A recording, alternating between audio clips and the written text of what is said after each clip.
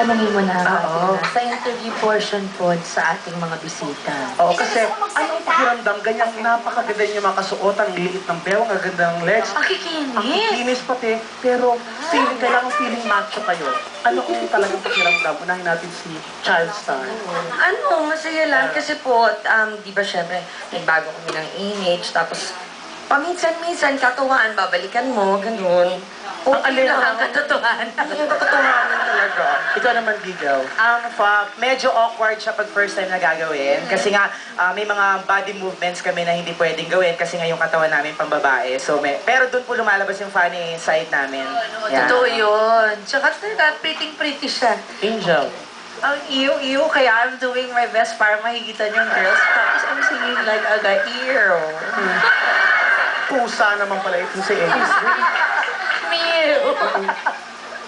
Alam mo nyo? Oo nga So, hindi ka naman. nahihirapan. Nahihirapan ako kasi nga, I don't like being a Kasi, guy. nahihirapan kami yung feeling niya Oh, kasi. George mo naman. Sure. Kulang na, ba't yung paalisin yung mata niya yung ganyang magsalita? Para mahipang kayo.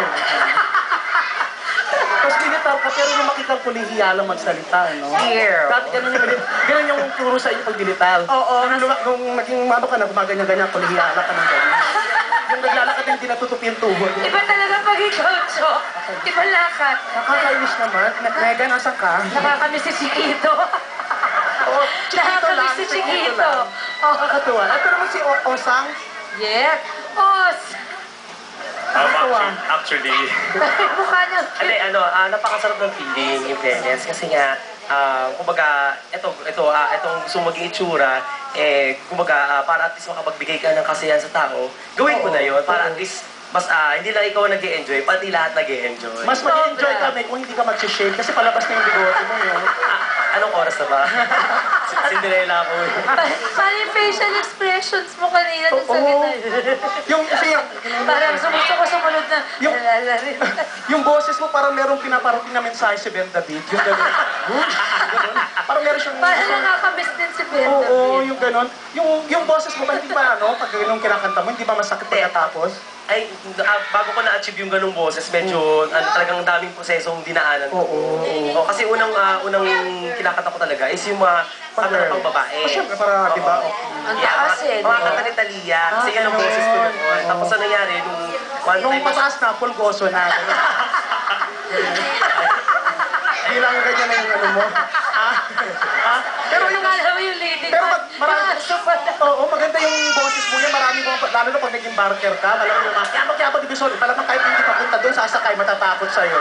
Yung gano'n, Matatakot talaga. sasakay na ba? Natakot masakta. Pero mahirap yung boses niya, Tegan. Sakit man, ano? Masakit yun. Pero ang galing-galing nakakatawa siya talaga. Oo. Ito naman next natin. Si Mariko. Napakaganda mo naman. Yung sa kanila, parang, sa kanya ba talaga galing yung boses mo? O sino inspiration mo sa yung get up, sa yung kabuuan? Si Gretchen. Sinabi niya yun. Oo, kaboses mo siya na. Si Tony Boy po. Si Nick Israel. O, Tony Boy, kung gusto mo boses lang naman. Di ba package all-in-one? Gretchen din to. Pangit, ano ka ba? Ang ganda-ganda babae, nakakatakot Ang yung ganda. boses.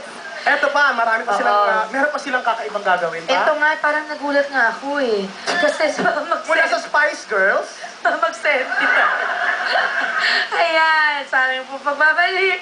Ito pong mga nagagandahang dilag na ito ay kakanta ng Hagibis.